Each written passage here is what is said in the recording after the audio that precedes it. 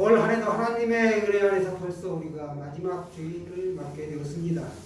우리 여기 여러분이 보시는 좌측에 보시면 또 하나의 열매를 바라며 라는 표 아래 한 해를 우리가 정말 줄기차게 달려왔습니다. 질병의 역경 가운데도 정말로 수고 많이 하셨습니다. 각자에게 우리 격려의 박수 해주셨습니다.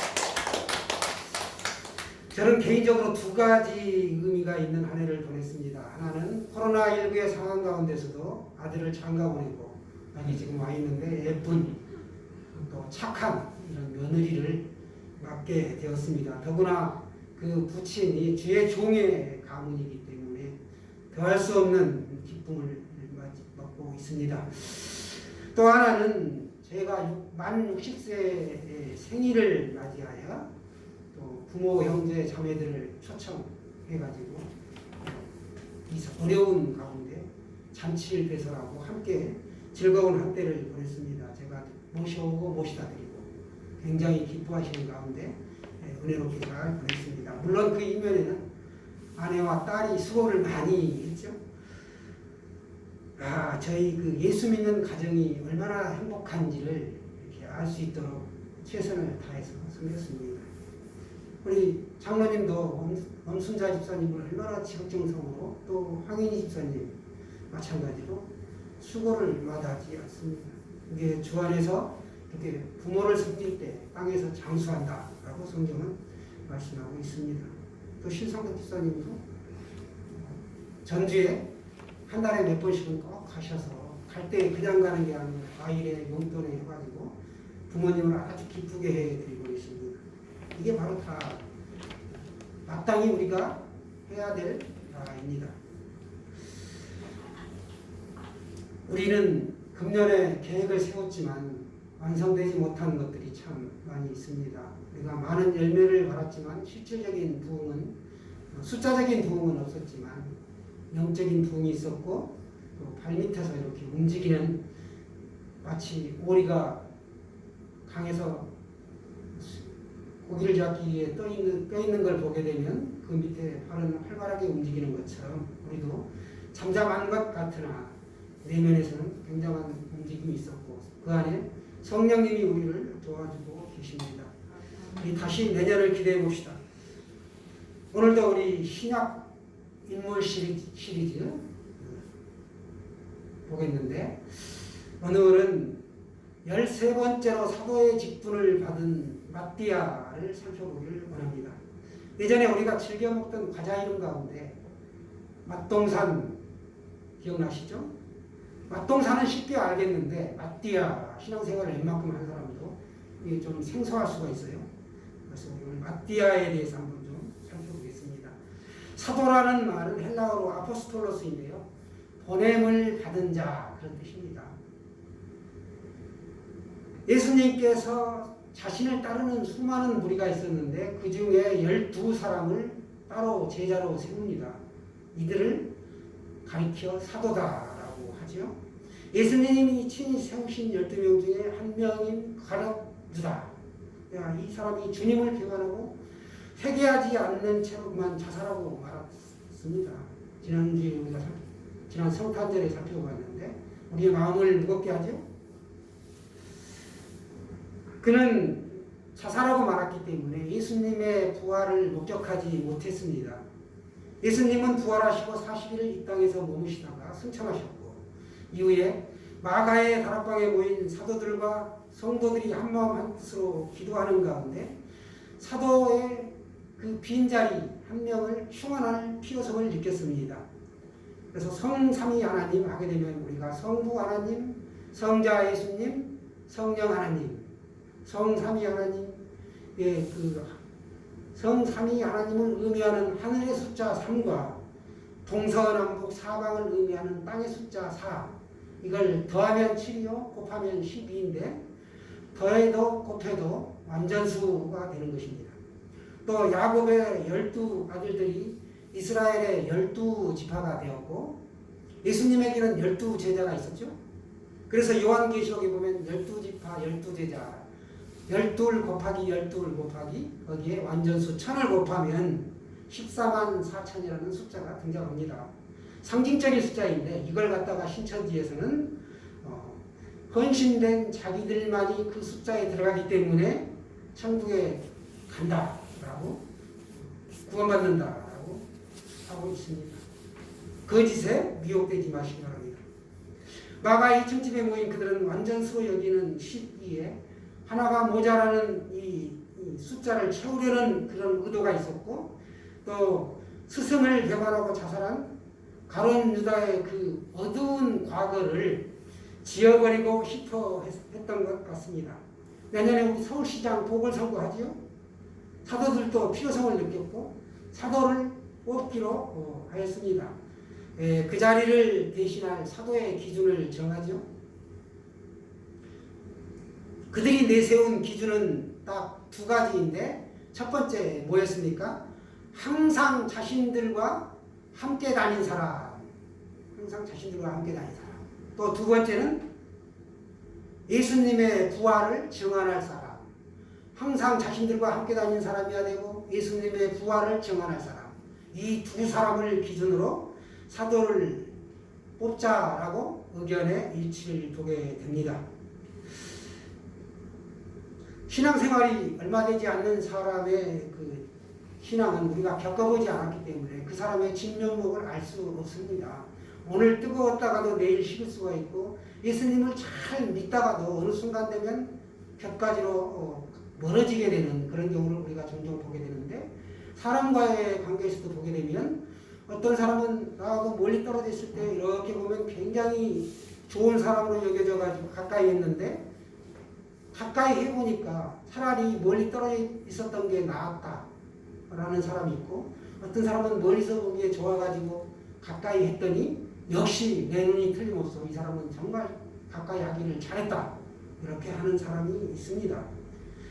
오늘 여기 신상도 집사님과 그 지난 성탄절에 왔던 김도경 집사님도 예배 모시기를 상당히 간구하고 예배 순서에 집어넣었는데, 또 성령님이 다른 교회로 또 인도를 하신 것 같습니다.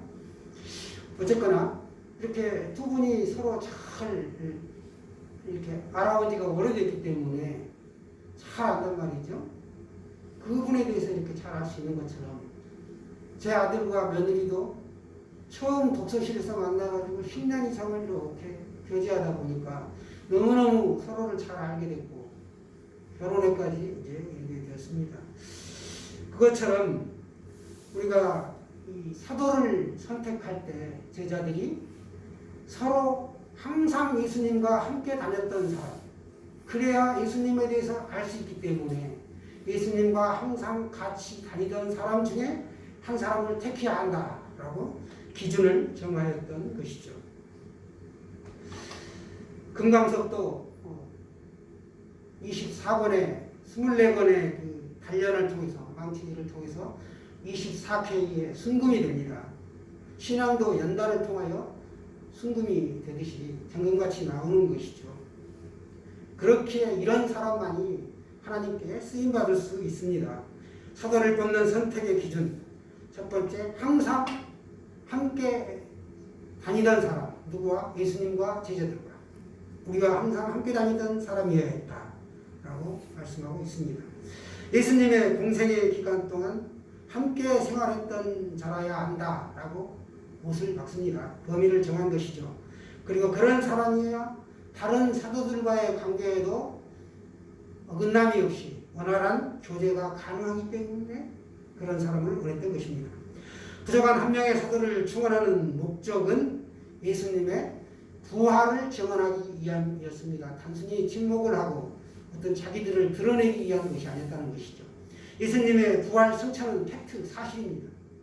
직접 두 눈으로 목격한 사실을 생생하게 증언할 수 있는 것이죠. 목격한 사람만이 할 수 있는 것입니다. 그래서 새로 선택된 사도는 부활을 증거해야 하는데, 십자가의 신앙과 부활 신앙이 없이는 사도의 직분을 감당할 수가 없습니다. 초대교회 복음의 핵심은 예수님의 부활에 있었습니다. 베드로와 제자들은 죽임 당하신 예수 그리스도를 하나님께서 다시 살리신 이 일의 증인이 되었습니다. 예수님의 제자들은 항상 함께 다니던 사람들 가운데서 부활을 증거할 사람으로 무리들 앞에 두 사람을 추천했는데 오늘 성경에 보니까 한 사람은 유수라고 하는 요셉이고 또 한 사람은 마띠아였습니다. 마띠아는 하나님의 선물, 여호와의 선물이라는 이름의 뜻을 가지고 있습니다. 그들이 이렇게 두 사람을 추천한 것은 보다 객관적으로 주님께 합당한 자를 뽑기 위한 것이었습니다. 두 사람을 추천한 다음에 어떻게 했나요? 그들은 하나님께 간절히 기도했습니다. 그들이 무장사와 배추장사에게서 무와 배추를 마음대로 골라 뽑아 가져가듯이 선택한 것이 아니라는 것이죠. 우리 다 같이 오늘 우리가 읽었던 본문 24절 25절 같이 읽도록 합니다. 시작. 그들이 기도하여 이르되 그 사람의 마음을 아시는 주여, 이 두 사람 중에 누가 주님께 택하신 바 되어 봉사와 및 사도의 직무를 대신할 자인지를 보이시옵소서. 유다는 이 직무를 버리고 제 곳으로 갔나이다 하고, 이 두 사람 중에 과연 누가 택하신 자입니까? 하고 그들이 간절히 기도했습니다. 유다는 제 곳으로 갔다, 즉 지옥으로 갔다는 것입니다. 그래서 그 빈자리를 이 두 사람 중에 한 사람으로 하여금 13번째 사도로 선택해서 12명의 사도를 세우기 위한 그런 오늘 간절한 기도가 있었습니다. 이들이 아멘 하고 이처럼 간절히 기도한 다음에 움직였는데 이들의 행동은 매우 지혜로웠다라고 볼 수 있습니다. 이 지혜로운 행동으로 하나님의 마음을 움직이게 하였습니다. 우리는 성경을 통해서 예수님께서도 습관적으로 기도했다는 것을 압니다. 예수님은 중요한 일을 앞두고 기도에 힘썼습니다. 기도는 하나님의 은혜와 능력을 받는 중요한 무기죠. 우리가 전쟁터에 무기 없이 맨몸으로 하게 되면 적에게 총알바지가 되겠죠. 우리가 이 험난한 세상에서 사탄 마귀에 답이 되고 맙니다. 기도해야 되겠죠. 결혼하려면 3번 기도해라고 했죠. 기도했나요 우리 아들? 네.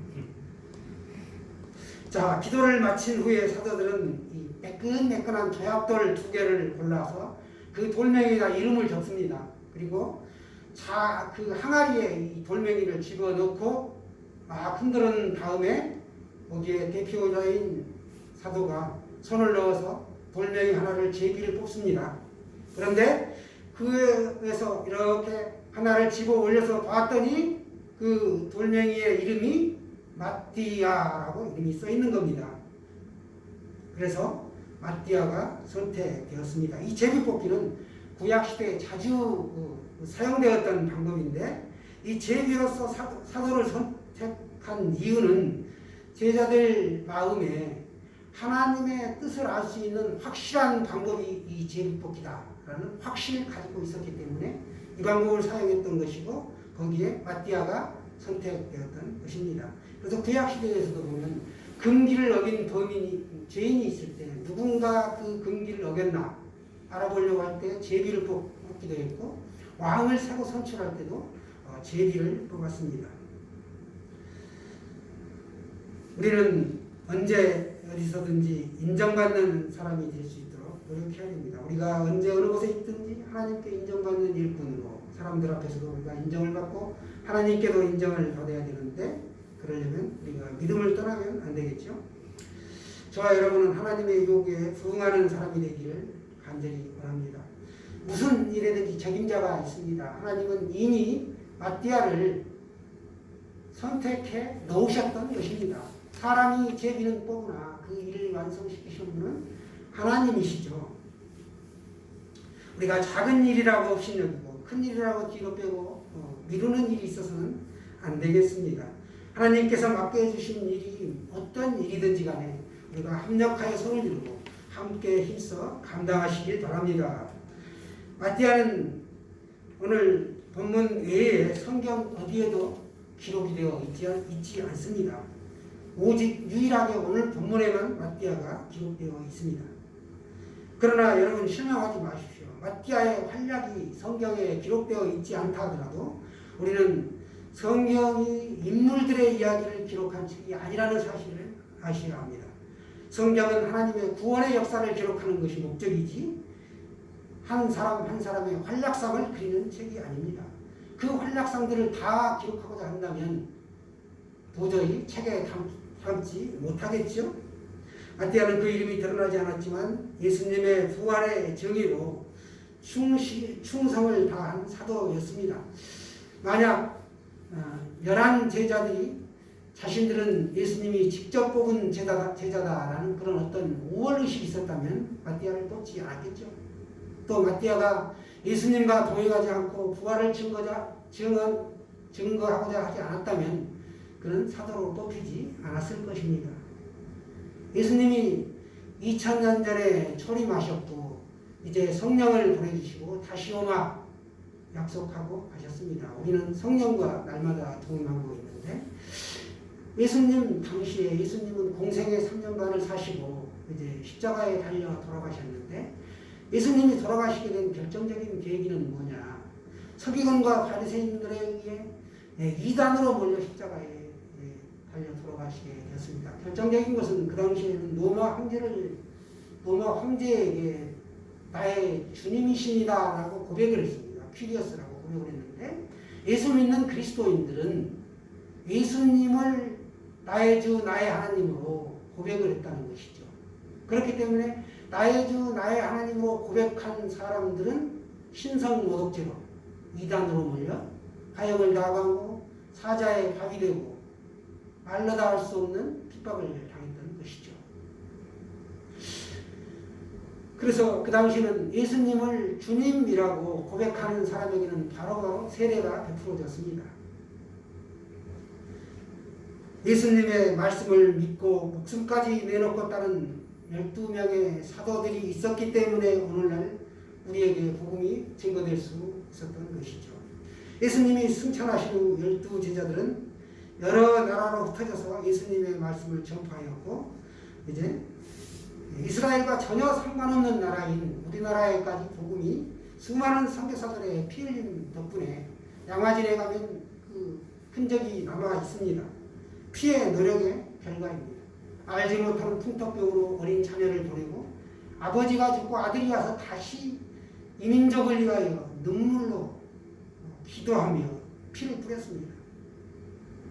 우리가 12제자에게 감사한 마음으로 12제자의 순교에 대해 간단하게나마 알아야 할 줄로 믿습니다. 첫 번째는 요한인데요. 큰 야고보의 형제입니다. 예수님을 증거하다가 붙잡혀 에베소로 추방이 되었습니다. 그래서 로마 황제 도미티아누스에 의해 끓는 기름가마에 들어갔지만 살아납니다. 하나님께서 살려주신 이유가 있는데 너는 내가 보여준 것을 들려준 것을 책에 기록하여 후세에 증언하라 라고 말씀했기 때문에 유일하게 숨겨나가지 않고 요한계시록과 요한 1, 2, 3, 4 요한복음을 기록하여 오늘날까지 우리에게 전해지고 있습니다. 두 번째는 베드로입니다. 안드레의 형이죠.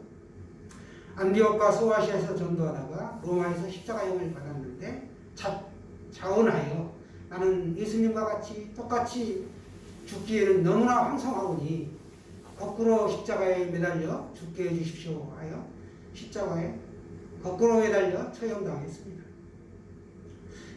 또 야고보, 요한의 형제인데요. 사도들 중에 맨 처음 순교한 사람입니다. 로마 황제가 그리스도인 박해를 시작하고 야고보가 순교하게 되는데 그때 야고보가 사형당하러 가는 것을 본 한 사람이 야고보의 그 환한 밝은 얼굴을 보고 크게 놀라며 자기도 예수를 믿겠노라고 고백하고 그 사람도 이 야고보와 같이 목베임을 당하였습니다. 또 안드레가 있습니다. 베드로의 형제인데요. 그는 러시아에서 복음을 전했습니다. X자형 십자가에서 3일간 달려있다가 순교했습니다. 그런데 안드레는 십자가 위에서도 복음을 힘차게 증거했다라고 전해지고 있습니다. 또 다데오가 있죠. 작은 야고보와 같은 형제인데요. 유다라고도 불려지는데 시몬과 함께 전도를 하다가 우상을 파괴했고 이에 붙잡혀서 살해당하였습니다.